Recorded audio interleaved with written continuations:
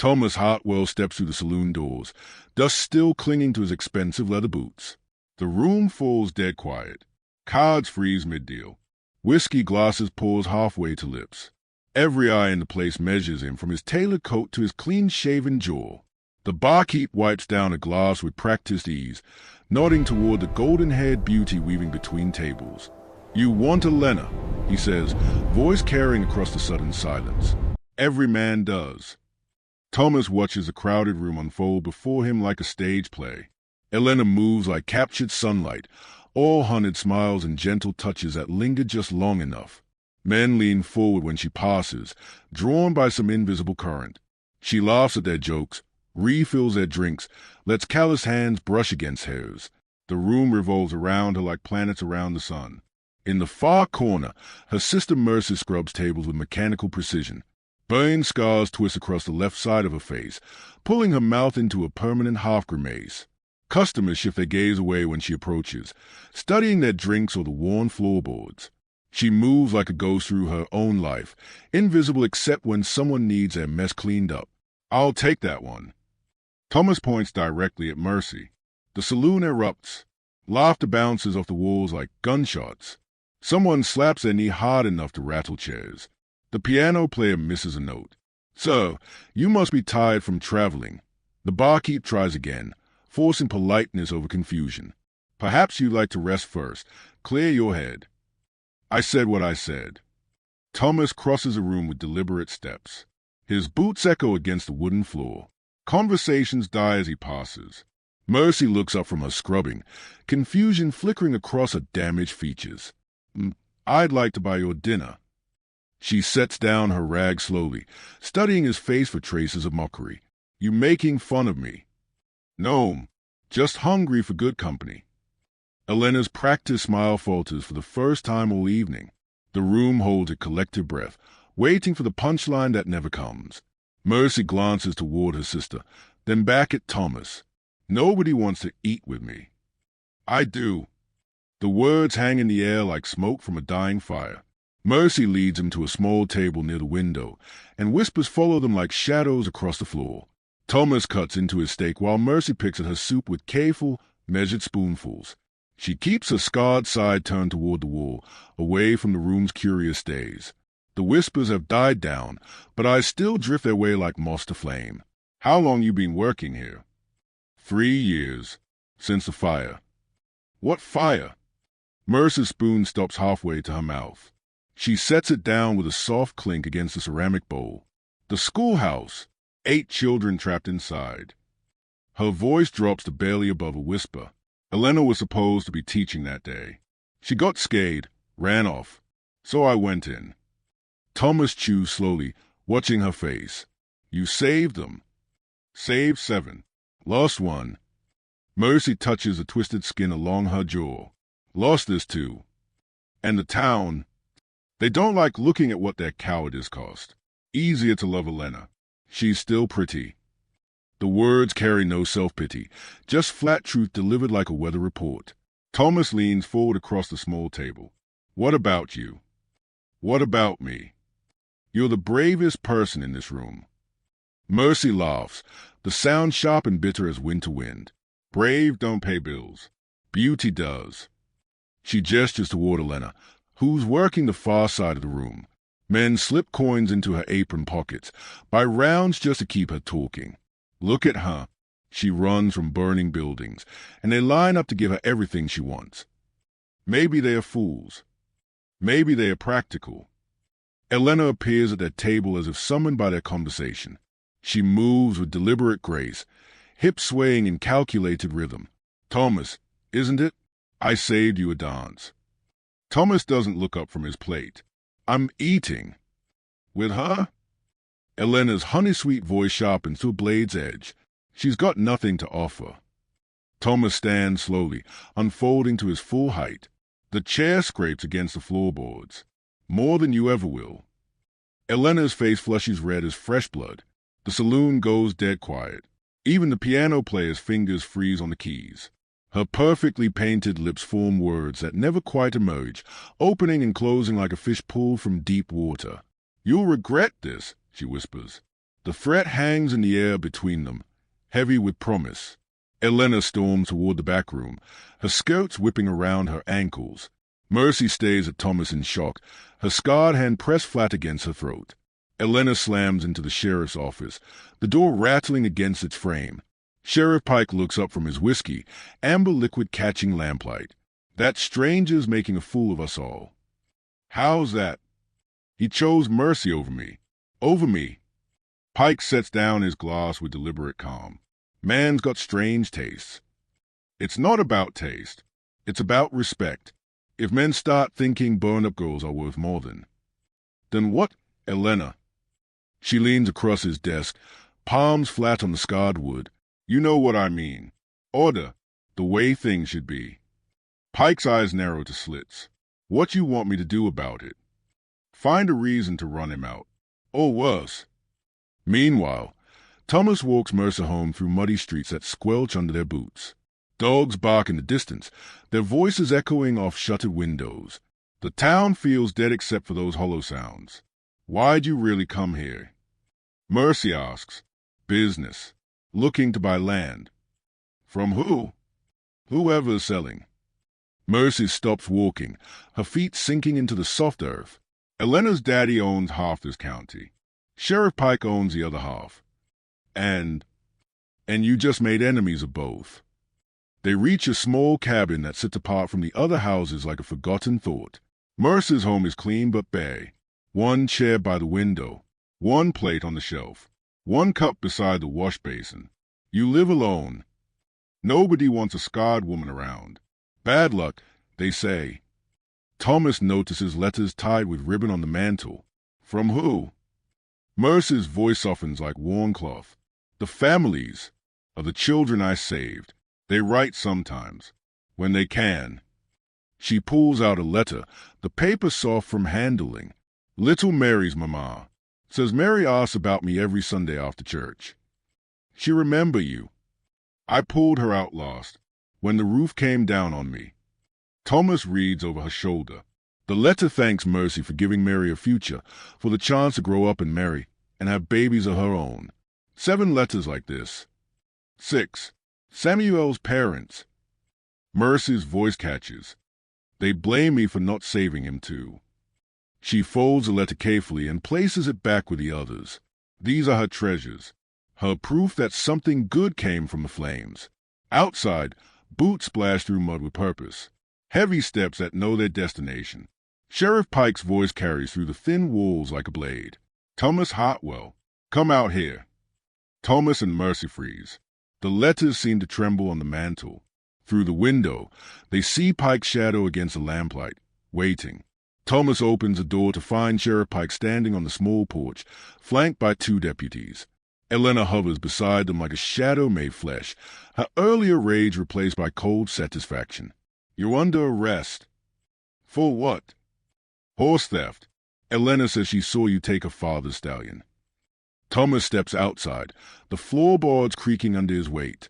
I walked here from the train station. That's not what the lady says. Elena's voice drips honey-sweet venom. I saw him clear as day, taking thunder from our stable. Mercy appears in the doorway behind Thomas, her scarred face catching moonlight. That's impossible. Nobody asked you, Scarface. Thomas's hands clench into fists. Watch your mouth. Pike draws his gun with practiced ease, the metal gleaming cold. Easy now. You're coming with us. Wait. Mercy steps forward, placing herself between Thomas and the sheriff. Sheriff, you know Elena's lying. I know no such thing. You know because you were with Elena tonight, in the saloon's back room. Like always. The 2 deputies exchange glances. Elena's face drains white as winter frost. That's a serious accusation, Pike growls. It's the truth. Elena's been your woman for 2 years, since her daddy made that deal with you about the railroad land. Thomas looks between them, understanding dawning. What railroad land? Mercy continues, her voice gaining strength with each word. Elena's daddy sold the railroad rights to Pike for half their worth. Pike gets rich, Elena get protection and status, and I get run out whenever I see too much. Shut your mouth, Elena hisses. Oh, what? You'll burn me again. The words hang in the air like smoke from a dying fire. Pike's gun wavers. What did you say? Mercy's voice is steady now, carved from stone. Tell him, Elena, tell him how the schoolhouse really caught fire. Mercy, don't. Tell him about the lantern you threw when you ran. Tell him how you started the fire that scarred me. Elena breaks like glass under pressure. It was an accident. I was scared. Scared of teaching children to read? Or scared they'd learn the truth about their land deals? Thomas understands the full picture now. The schoolhouse was on railroad property. Elena was supposed to teach them about property rights, legal boundaries. Instead, she panicked and burned the evidence. Literally. Pike lowers his gun, confusion replacing certainty. His deputies shuffle their feet. Lust. Elena. Pike's voice carries new danger. Is this true? Elena backs away from all of them. Pike, honey, you know she's lying. She's always been jealous. Is it true? Elena crumbles completely. I didn't mean for anyone to get hurt. The children weren't supposed to be there yet. But they were, Mercy says quietly. And when I tried to save them, you let everyone think I was just unlucky. A tragic accident. Pike's face darkens like storm clouds. You let me cover for you. For 3 years. You wanted the land deal to work. Pike's hand moves to his gun again. But this time, he's looking at Elena. She realizes she's lost control of both men as Thomas steps protectively closer to Mercy. Elena pulls a small derringer from the folds of her dress, the silver barrel catching lamplight. None of you understand what I sacrificed. Pike and Thomas freeze like statues. Mercy steps in front of Thomas, her scarred hands raised. Put it down, Elena. I was supposed to marry the banker's son in the capital. Beautiful life, beautiful house. But Daddy needed me here to keep Pike happy. Her hand shakes, making the gun tremble. Do you know what it's like? Letting that pig touch me so Daddy could steal land. So you burn children to hide it, Thomas says coldly. I burn papers. Old surveys, deeds, property maps. The children showing up early wasn't my fault. Mercy's voice is soft as prayer. What about Samuel? Elena's face twists into something ugly. What about him? You left him. I saved myself. You could have helped me carry him. His leg was caught under a beam. Together we could have... I'm not dying for some dote farmer's brat. The gun wavers between Thomas and Mercy while Pike inches closer, his boots silent on the wooden porch. Elena, think about this. Think about what? How am I about to lose everything because of her? Because some stranger decided a freak was better than a real woman. Thomas speaks carefully, each word measured. I chose her because she's real. You're just pretty paint overwrought. Elena screams like a wounded animal and fires. Mercy throws herself sideways, pushing Thomas down as a bullet shatters a cabin window into glittering fragments. Pike tackles Elena, wresting the gun away while she claws at his face with painted nails. You're all against me, just like before. Before. Mercy sits up, bleeding from glass cuts along her arm. Elena laughs wildly, the sound sharp as breaking glass. You think this was my first fire? Think Daddy got his first land deals legally? Pike goes completely still. What are you saying? The Murphy farm, the Henderson place, the old widow Carson's ranch. Elena's eyes shine bright with madness. Fires happen so easily out here, especially when someone needs their neighbor's land cheaply. Thomas helps Mercy to her feet, checking her wounds. How many people died? Nobody important. Just old folks, poor families, people nobody would miss anyway. Pike's voice sounds hollow as an empty well. Jesus Christ, Elena, I covered for you, thinking it was one accident. You covered for me because Daddy paid you to. Don't pretend you care about right and wrong now. Elena breaks away from Pike and runs toward town, her skirts flying as she screams back at them. You want the truth? I'll give you the truth. I'll burn this whole damn place down before I let her win. Pike looks between Thomas and Mercy, understanding dawning. She's headed for the saloon, where everyone's drinking. Thomas checks Mercy's cuts with gentle fingers. You all right? I'm fine, but she means it about the fire. How do you know? Mercy looks toward town, where orange light flickers against the night sky like a demon's smile. Because it already started. The three of them run toward town as flames begin to rise above the buildings. The saloon is ablaze when they arrive, flames licking at the night sky like hungry tongues. Elena stands in the middle of the street, watching fire devour the building she once ruled.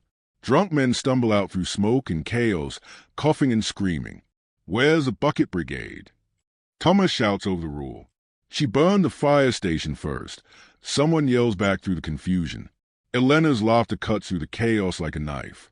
Beautiful, isn't it? Like me, like destruction should be.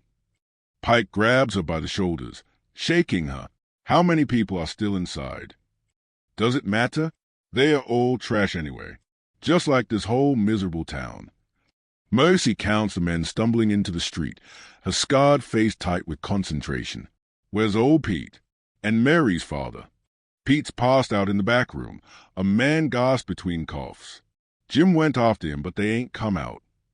Thomas starts the burning building without hesitation.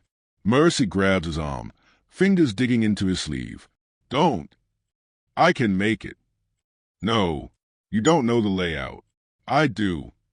She looks at the flames dancing across broken windows. Her scarred face reflects the orange light like a mirror of her past. Mercy, you don't owe these people anything.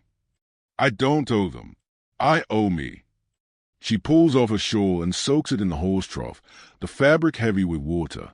If I don't come out, tell the children's families I remembered them.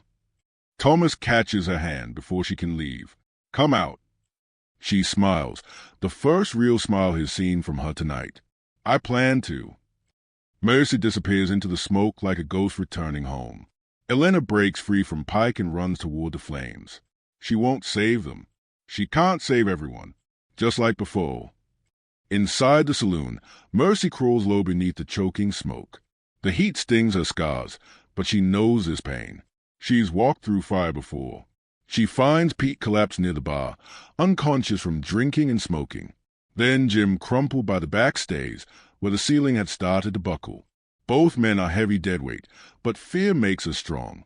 She drags Pete to the window first, pushes him through to waiting hands outside, goes back for Jim while the building groans around her. A burning beam crashes down, missing her by inches. The roof creaks overhead like breaking bones. She gets Jim to the window just as the structure starts its final collapse. Mercy! Thomas's voice cuts through from outside. Get out of there! She looks back into the flames one last time. In her mind, she sees Samuel again, 8 years old, scared, trusting her to save him. She couldn't then, but she can save these men now. She pushes Jim through the window and follows, tumbling out just as the roof caves in behind her. Thomas catches her as she falls. They roll away from the building as it collapses in a shower of sparks and burning wood. The crowd has grown larger. Families from all over town stand watching their gathering place burn to nothing. But no one died tonight. Elena stands at the edge of the crowd, no longer beautiful. Soot and hatred have twisted her face into something ugly and broken.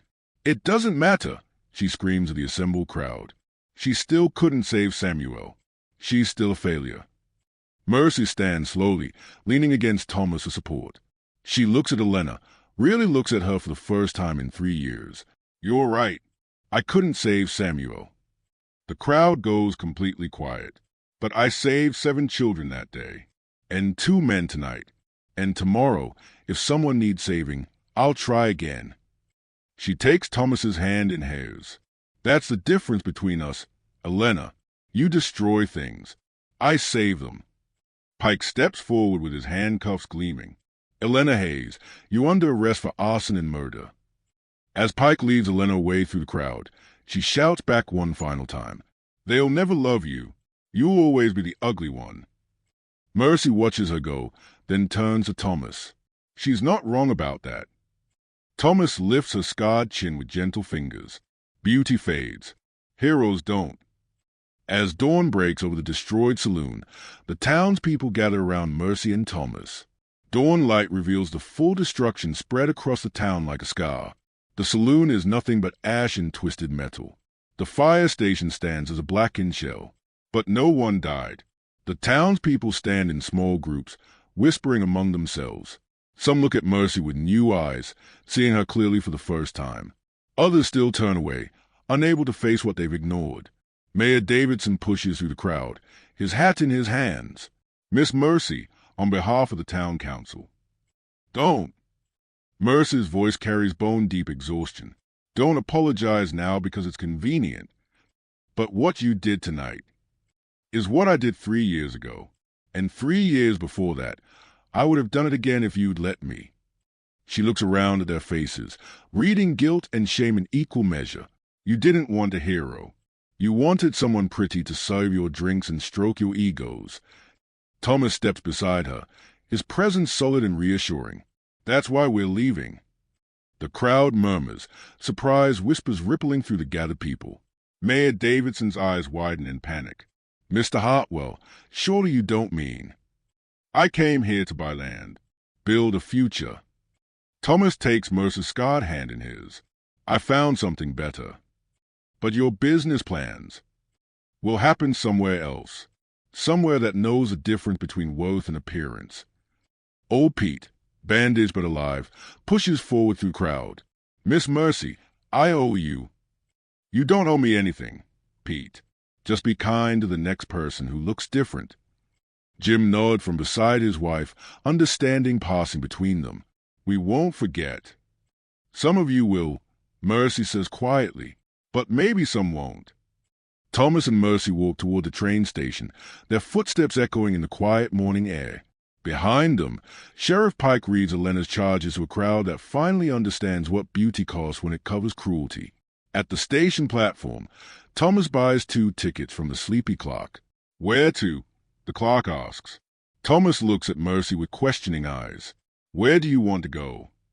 She thinks of the letters on her mantle, the children who remember her, the families who write. Somewhere we can build a school, she says finally. A real one, where children learn that courage matters more than appearances. Thomas smiles, the expression lighting his entire face. I know just a place. As their train pulls away, Mercy watches the town shrink behind them. The smoke still rises from the ruins, but the morning sun burns it away. She touches her scars once more, then takes Thomas's hand. Some things are worth saving. Some people are worth choosing.